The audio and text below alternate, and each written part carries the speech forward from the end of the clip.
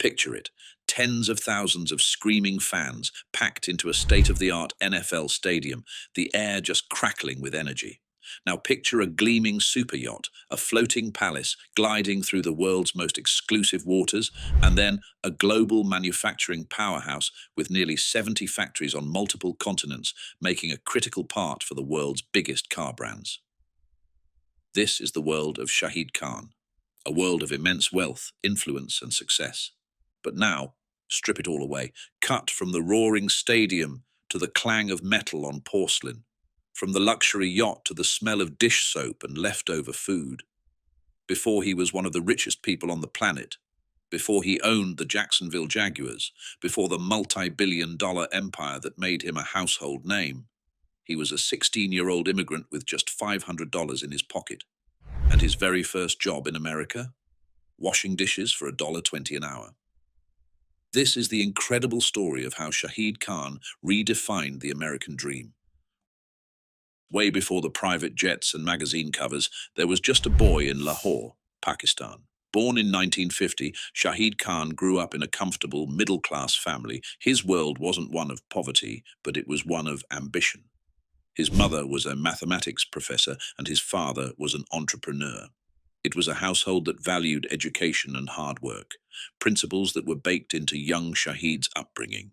For a bright, ambitious kid like Shahid, growing up in a young country still finding its footing, the stories filtering across the ocean from America were intoxicating.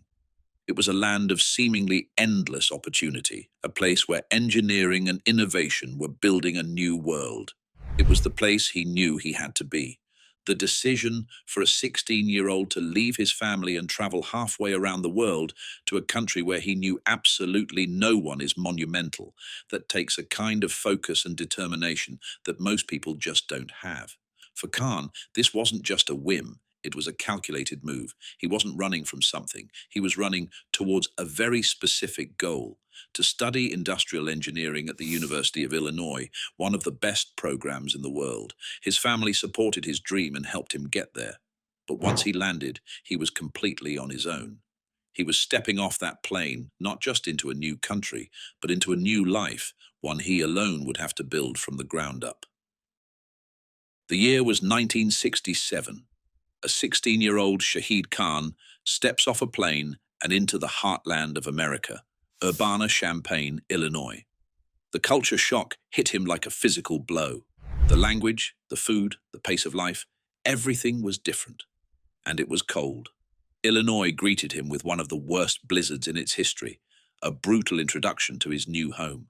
His first night wasn't spent in a cozy dorm room, nope. It was at the local YMCA, in a room that cost $2 a night. He had $500 in his pocket, meant to be his lifeline for his American dream. In a huge, unfamiliar country, that money felt like both a fortune and terrifyingly little. The pressure was on. He wasn't just a student, he was a solitary venture, and he was his only investor. Failure simply wasn't an option. There was no safety net, no family to call for a quick loan. There was only the challenge in front of him and the stark reality that his survival depended entirely on his own two hands. He learned a fundamental truth very quickly. His education had a price tag, and he was the one who had to pay it. The dream of becoming an engineer was chained to the cold, hard reality of tuition, rent, and food. So the day after he arrived, the boy who would one day own an NFL team went looking for a job. Any job. He found one in the back of a local restaurant's kitchen. It wasn't glamorous, it was hot, steamy, and loud. The job, washing dishes, the pay, $1.20 an hour. For a lot of people, this would be a soul-crushing dead-end job, a sign you've hit rock bottom. But for Shahid Khan, that dish pit was a classroom. He would later say that first job gave him a sense of empowerment, the feeling that he could actually control his own destiny. Think about the mindset that requires. While his hands were scrubbing pots and pans, his mind was observing, learning, and hardening.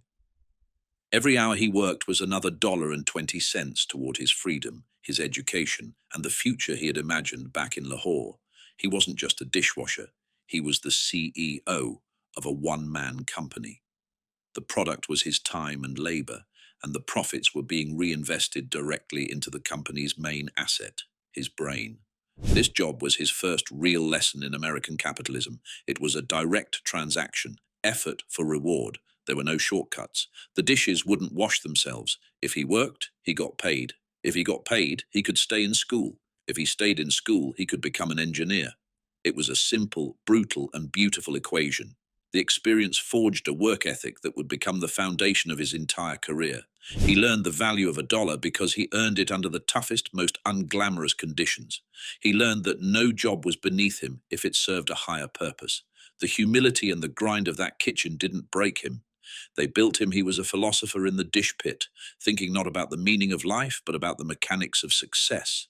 And he concluded it was built one clean plate, one earned dollar at a time.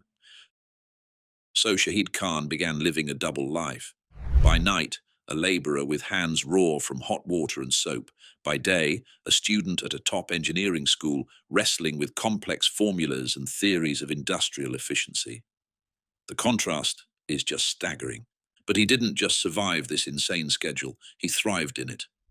Eager to fit in and understand his new culture, he joined a fraternity, Beta Theta Pi. It was in that frat house basement, watching football games with his new American friends, that another seed was planted, a love for the uniquely American chaos of the NFL. It was a world away from the cricket he grew up with, and it fascinated him.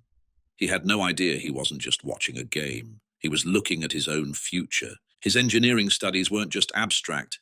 They were the entire reason he was putting himself through sleepless nights and grueling work. And soon, his education and his job were about to collide in a way that would change his life forever. While still a student, he landed a new job at a local auto parts manufacturer called Flex N Gate. The company made parts for trucks. It wasn't glamorous, but it was a real engineering environment. Khan was no longer just washing dishes. He was now inside the machine, and he was about to find a flaw in its design that nobody else seemed to see.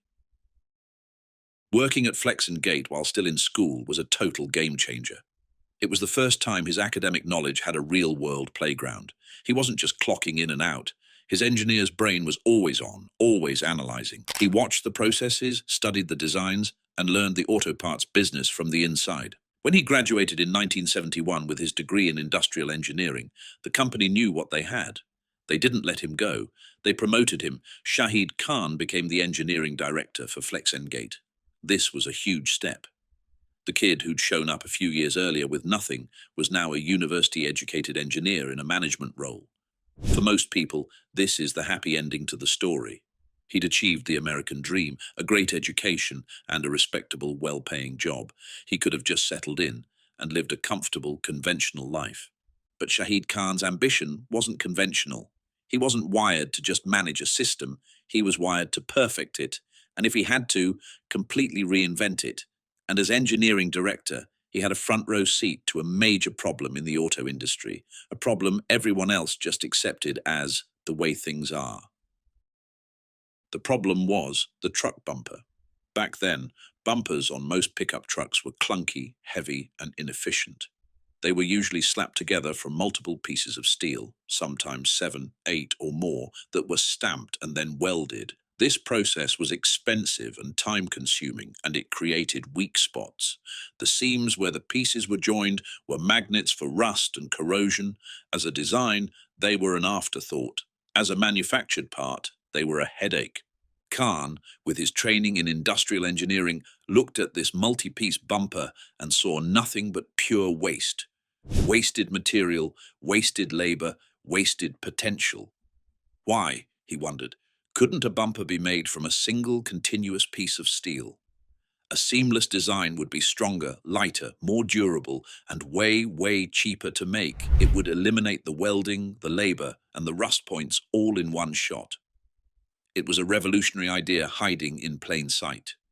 This wasn't just a small improvement, it was a total rethinking of a common part.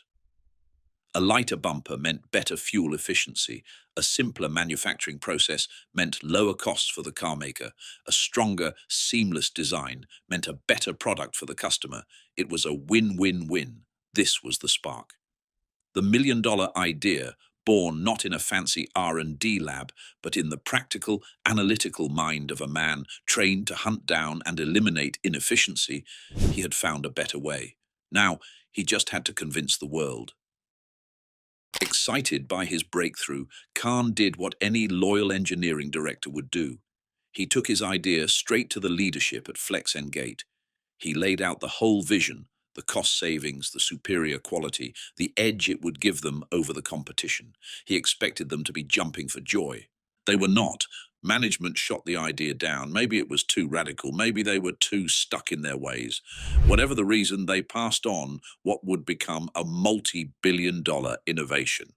This was a crossroads for Khan, the kind of moment every entrepreneur faces. Do you accept the no from your bosses and let the idea die? Or do you bet on yourself? What would you have done? Faced with that rejection, would you have the guts to go it alone? Shahid Khan made his choice. If his company wouldn't build the future, he would. In 1978, he walked away from the security of his director-level job. He took his entire life savings, around $16,000, and got a $50,000 loan from the U.S. Small Business Administration. With that, he started his own company. He called it Bumper Works. It was a massive risk. He was leaving a guaranteed salary to compete directly with his old employer, armed with nothing but an idea he believed in. But his first fight wasn't for customers.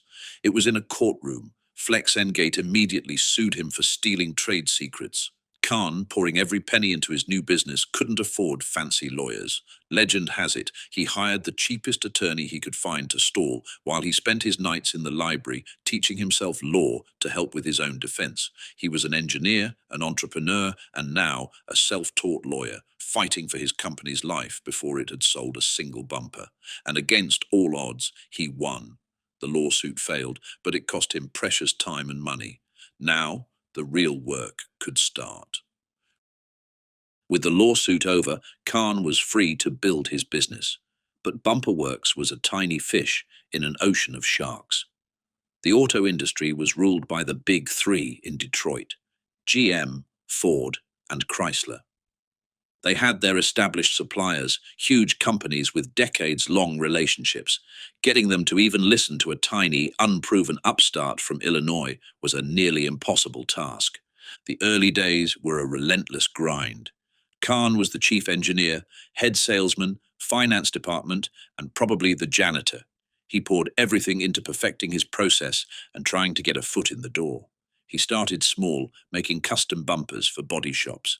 It was a niche market, but it paid the bills and proved his one-piece bumper actually worked. He pitched his idea relentlessly to the big three, but the doors to Detroit stayed slammed shut, rejection after rejection. It's a familiar story for entrepreneurs, but that doesn't make it any less painful. Every no drained his limited funds and tested his resolve. He knew he had a better product, but he just couldn't break into the club. It looked like his brilliant idea might die on the vine, starved of the one thing it needed: a major customer. Just when it seemed like the American auto giants would never give him a shot, an opportunity came from a completely different direction. While Detroit was saying no, a Japanese automaker was quietly carving out a space in the American market. That company was Toyota. In the early 1980s, Toyota was expanding its US operations with a reputation for efficiency, quality, and a willingness to try new things. They were making small, nimble pickup trucks and needed suppliers. Unlike the giants in Detroit, Toyota was an outsider itself and more open to working with other outsiders. When Shahid Khan showed them his lightweight single-piece bumper, they didn't see a risk. They saw an advantage. Khan's design was a perfect match for Toyota's philosophy. It was more efficient, higher quality, and cheaper. In 1984, Khan finally landed his first contract with a major automaker, supplying a small number of bumpers for Toyota pickups. It wasn't a huge order, but it was the crack in the dam he had been fighting so hard for. This partnership was the turning point. Having Toyota as a client was a stamp of approval that carried enormous weight.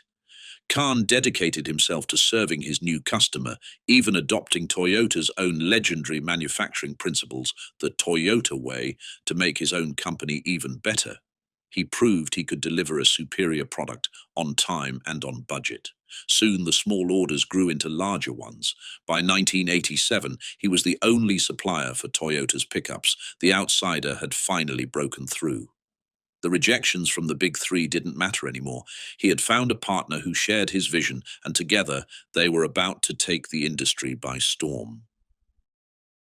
The story of Shahid Khan's breakthrough is a powerful lesson in never giving up. He got rejected by the biggest players in the game, but found success by looking where nobody else was. If you're finding this story inspiring, take a second to subscribe and hit that notification bell. We've got a lot more stories of incredible entrepreneurs who defied the odds, and you don't want to miss them. Now, back to how Khan turned this one victory into a global empire. You know what they say about success being the best revenge? As Bumperworks grew, thanks to its partnership with Toyota, a funny thing was happening to Khan's old employer, the company that had rejected his idea and tried to sue him out of business. FlexEngate was struggling. Then, in 1980, just 2 years after Khan left to start Bumperworks, an unbelievable opportunity came up. His old boss was looking to sell the company, and Khan, now the successful owner of a thriving competitor, was in a position to buy. In a move that feels like it was ripped from a movie script, Shahid Khan bought his old company. He purchased the very firm that had underestimated him, the place where he started as an employee, and merged it with Bumperworks. Just imagine that moment. The feeling of walking back into that building, not as an employee, but as the owner. The man whose idea was once dismissed now owned the whole show. It was the ultimate vindication. But it wasn't an act of revenge. It was an act of brilliant business logic. He didn't just buy a rival. He acquired its infrastructure and brand name, folding his more innovative company into it to create something new and powerful. He even kept the name FlexEngate, but now it was powered by his vision, his technology, and his relentless drive. The student hadn't just surpassed the master, he had bought the entire school. With the acquisition done and the Toyota partnership booming, the new FlexEngate exploded. The company's sales went through the roof.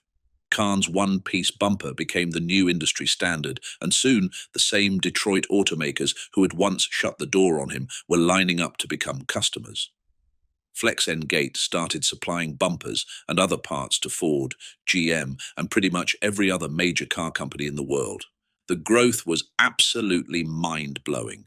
Khan expanded aggressively, opening new factories across the US and then around the world, in China, Mexico, Spain, and beyond. From a single idea and a small loan, he had built a global manufacturing juggernaut. Today, FlexEngate is one of the largest privately owned companies in America, with revenues in the billions. It employs over 25,000 people in more than 69 facilities worldwide. It's a titan of the auto industry. Shahid Khan hadn't just built a successful company, he had built an industrial empire and in the process fundamentally changed how cars are made. His net worth soared, making him one of the wealthiest people on earth. He had proven beyond any doubt that his vision was right all along. With his business empire secure and generating incredible wealth, Shahid Khan could have easily retired. But his ambition was far from satisfied, and that little dream that began in his fraternity basement, watching football with his friends, was about to become a reality. In 2011, Khan agreed to buy the Jacksonville Jaguars, an NFL team that was struggling at the time. The NFL owners unanimously approved the deal for a price of around $770 million. On January 4th, 2012, the sale was final, and Shahid Khan made history. He became the first ethnic minority owner of an NFL team. Think about that. The immigrant kid who learned about football in a frat house now owned a piece of the league. It was a powerful statement about how the American dream itself had evolved, and he didn't stop there. A year later, in 2013, he expanded his sports portfolio by purchasing the historic English soccer club, Fulham FC. His approach to sports ownership was the same as his business philosophy. He invested in facilities, modernized operations, and committed to building a winning culture, all while promising to keep the Jaguars in Jacksonville. His presence in the sports world became a constant, visible reminder of his incredible journey. As the 2000s were ending, the Khan Empire expanded into yet another arena, professional wrestling. This time, the venture was spearheaded by his son, Tony Khan, a lifelong, passionate wrestling fan. Together, they spotted an opportunity in a market that had been dominated by one company, WWE, for decades. In 2019, Shahid and Tony Khan co-founded All Elite Wrestling, or AEW. It was an incredibly bold move, directly challenging an established monopoly.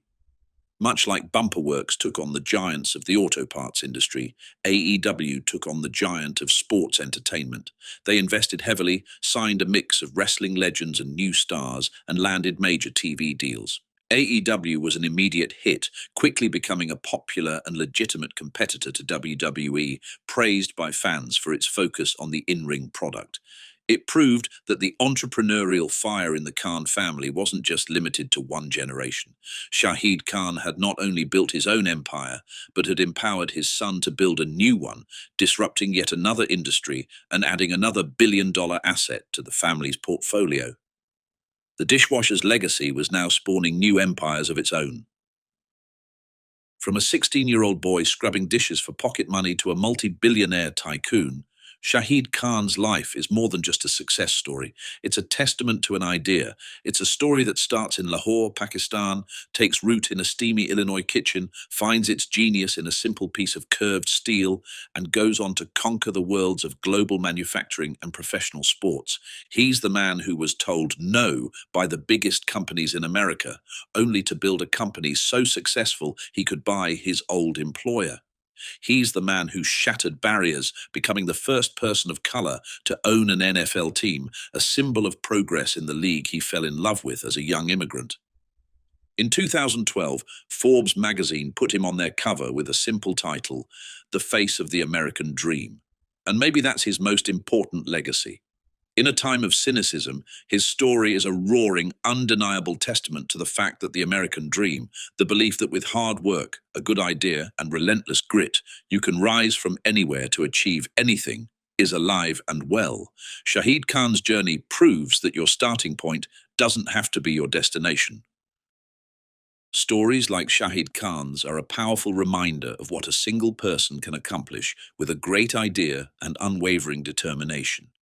If you want to see more deep dives into the men and women who defied expectations and shaped our world, make sure you're subscribed and drop a comment below. Let us know which entrepreneur's story you want us to cover next. Thanks for watching.